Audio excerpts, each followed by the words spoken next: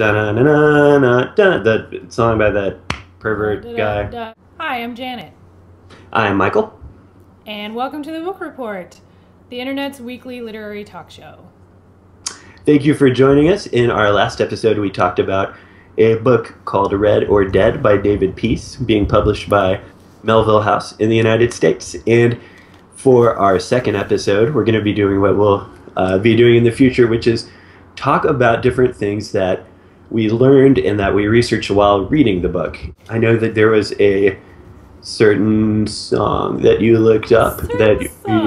In reading Red or Dead, we came across the tradition, which I'd heard of before, that at Liverpool football matches, the crowd in the stadium all sing "You'll Never Walk Alone." "You'll Never Walk Alone" is known for Liverpool football matches and the Broadway musical Carousel. Carousel was a Rodgers and Hammerstein musical written in 1945, I believe. And it is a carnival ride of sexism. That's the best kind of carnival ride for my money. Yeah. Take a whirl on the misogyny. It's a small town in Maine. Mm-hmm. There's a guy named Billy Bigelow who is a carousel barker. Carousel barker had to just be like charismatic and like sexy and have just like make people be like, oh, I like that guy, so get me on that carousel. So Billy Bigelow, carousel barker, falls in love with Julie Jordan, a virginal young lady of the town. He gets fired that night for putting his arm around her on the carousel. Because the owner of the carousel is like, if you have a girlfriend, then nobody will want to come ride the carousel.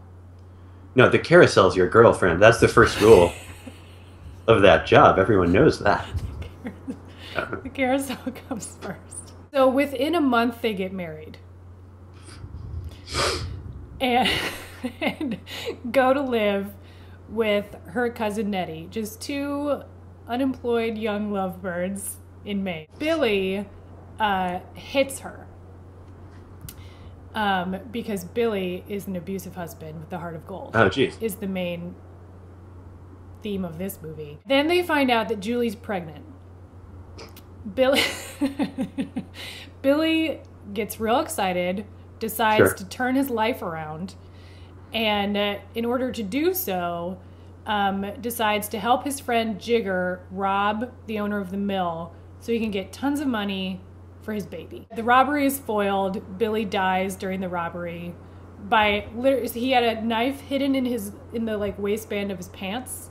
Okay. And when he fell trying to escape, he stabbed himself. I mean, now that's sad. Billy.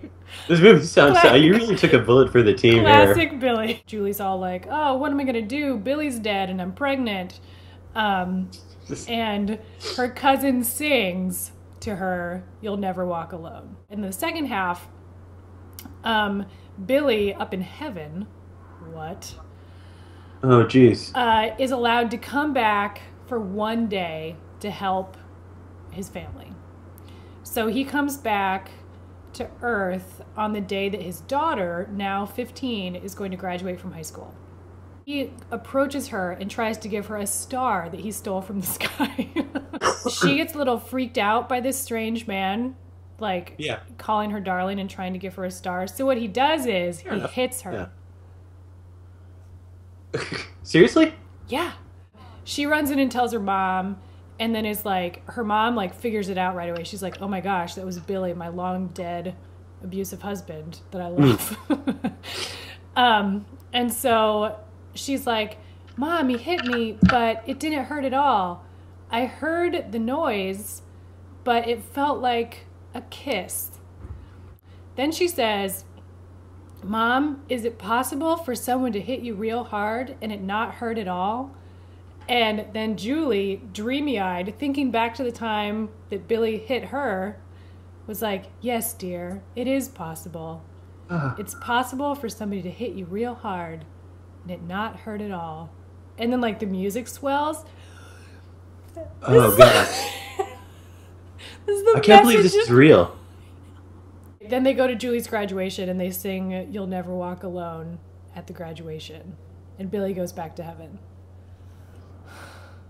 So that's where the song came from. It became a very popular song despite being sprung from the miasma that is Carousel. In the 1960s, a band called Gerry and the Pacemakers recorded a cover version. At the time, there were no pre-sale tickets. All the tickets were sold on the day of. And so as Liverpool was getting more and more popular in the mid-60s, you just had to get there really early on game days to get in. The people of Liverpool would get there like 2 hours early, buy the cheap cop tickets, and then the cop would be full of people like up to an hour before the game. There was a DJ who would play pop music for the crowd, and they used to sing along. He started playing Gerry and the Pacemakers, You'll Never Walk Alone, and the crowd went crazy because A, they were like a hometown band. Yeah. And it had been reported in the media that Bill Shankly liked this song. And then it was such a huge thing that then the DJ played it every game. Yeah. And still do. It's a good song. I do like it. I hadn't heard it, I don't think, at all before this book. And I've only heard the Gerry and the Pacemakers version. It's written for like an opera soprano, so it's really beautiful. Oh, okay. Right on. The Gerry and the Pacemakers cover is kind of funny because it sounds like it's being sung by like the cast of Grease. It's kind of like, one of the saddest parts of Red or Dead to me was, I think after he quits, he retires, and he's leaving, I believe he's leaving Anfield or leaving the practice grounds, and one of the sentences just said, Shankly walked alone. And that just like hits you in the gut, man. You know, it's such a, in the context of the thing, it's so sad. Thank you for watching this unexpectedly sad second episode of the Book Report. We'll be back next week where Mike and I will be talking about books other than Red or Dead. So make sure you subscribe or follow us on Twitter, follow us on Facebook, like us on Tumblr. Give us a testimonial on Friendster. That's still a thing, right? Yes. And we'll see you next week. You'll never walk alone, Janet. You'll never walk alone. I kind of want to see this movie now. I mean, and I also kind of want to be a Carousel barker now. I think that movie might be off.